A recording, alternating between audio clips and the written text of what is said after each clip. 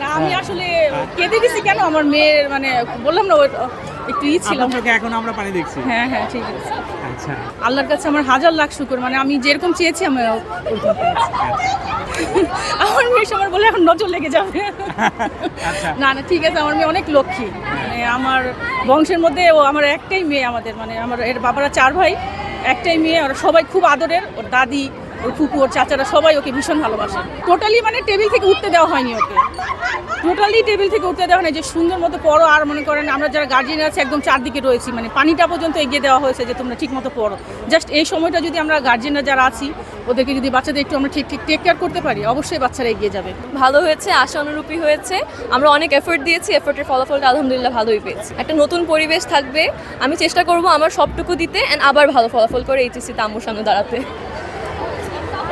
আমার মেয়ের কান্না দেখে আমি কান্না করে দিয়েছিলাম, কারণ আমার শাশুড়ি সবসময় বলতেন, ও যখন প্রথম বিকারুন্নিসায় ভর্তি হয় ক্লাস 1-এ, তখন বলতেন দাদু তোমাকে যেন আমি টিভিতে দেখতে পাই, ভালো রেজাল্ট যখন দেয় সবাই ভাবে দিয়ে ছবি তুলে সাক্ষাৎকার দেয়, তোমাকে যেন আমি টিভিতে দেখতে পাই, তোমার রেজাল্ট যেন ভালো হয়। তো আলহামদুলিল্লাহ মেয়ের রেজাল্ট ভালো হয়েছে, কিন্তু আমার শাশুড়ি দুনিয়াতে নেই, উনি 2021 সালে মারা গেছেন। কেয়ারিং একটা বাচ্চা, সে নিজে পড়ালেখার পাশাপাশি আমার দিকেও খেয়াল রাখতো। আমার তো সারা জীবনে মাইগ্রেনের পেইন, আমাকে ওষুধ খাওয়ায়, ঘুম পাড়ায়, নিজের পড়া নিজে কমপ্লিট করে রেডি হয়ে বলতো মা আমি আসি। আমার অনেক খুশি লাগছে, টেনশনে ছিলাম, একটা উৎকণ্ঠা ছিল, তবে আল্লাহর রহমতে আমি আমার কাঙ্ক্ষিত ফলাফল পেয়েছি। আমি হয়তো আমার মা অনেক প্রাউড হয়েছে, আমি জিপিএ 5 পেয়েছি, এবং এটা আই থিঙ্ক আমার মার জন্য বেস্ট গিফট ছিল মাদার্স ডেতে। দাদু তো আর বেঁচে নেই, বাট উনার জন্যই মেনলি আমি আরও বেশি হার্ডওয়ার্ক করেছি যেন জিপিএ 5 পাই, কারণ উনার স্বপ্ন, উনি না থাকলেও আমি চাই উনার স্বপ্নটা বেঁচে থাকুক। ইনশাল্লাহ আমি খুশি, আমার মেয়ে যে সুস্থ শরীরে পরীক্ষা দিয়ে আজকে সুস্থভাবে রেজাল্ট নিতে আসতে পারছে, আলহামদুলিল্লাহ। মেয়েকে আপনি কোথায় দেখতে চান পরবর্তীতে?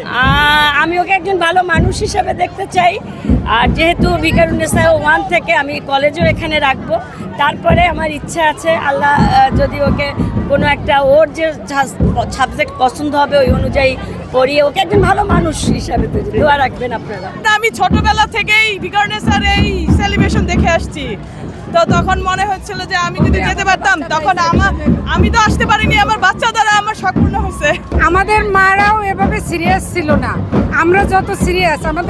আমার মা টিচার ছিল, কিন্তু আমার মা কখনোই মানে আমাদের পড়ালেখা আমরা কোন সাবজেক্ট পড়ি না পড়ি, স্কুলে যাই কিনা বা কোচিংয়ে যাই কিনা তাদের কোনো খেয়াল ছিল না, আর আমরা তো বাচ্চাদের পিছনে 24 ঘন্টাই লেগে থাকতাম।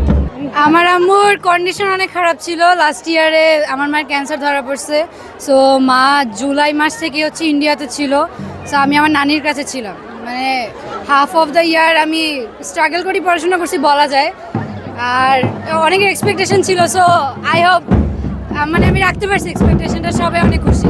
মায়ের স্বপ্ন পূরণ করতে পারবে? জি জি, সবার যদি দোয়া থাকে অবশ্যই পারবো। চাপ দিই না ইনশাল্লাহ, ব্রেন অনেক ভালো আছে আমার বাচ্চার, কিন্তু একটু কেয়ার করি। মানে অন্যরকম অনুভূতি কাজ করছে, কারণ একটা সময় ছিল যখন আমি এখানে ছিলাম, এখন আমার জায়গায় আমার বোনদেরকে দেখে অন্যরকমই ভাব মানে লাগছে। এবার আমার 2 বোন, ওরা আমার দোনো বোনই মানে ভালো রেজাল্ট করে পাস করবে, এটা আমার কল্পনা বাইরে ছিল না, বাইরে ছিল অ্যাকচুয়ালি বলতে গেলে, কারণ আমরা একটা মানে আমার বাবা লাস্ট ইয়ারে মারা যায়, তো ওরা অনেকটা ডিপ্রেশনের মধ্যে ছিল, তো তার মধ্যে তো ভালো রেজাল্ট করে বের করবে, এটা আমার জন্য অনেক বেশি। ওদেরকে যত যাই বলি পরীক্ষার হলে ডিস্টার্ব করা, ডাকা, হাসাহাসি, পরীক্ষার হলে যা করেছি আমরা, মানে ওইখানকার টিচাররা বিকারুন্নেসা মেয়েদের কাছ থেকে অতুষ্ট, বিশেষ করে ওর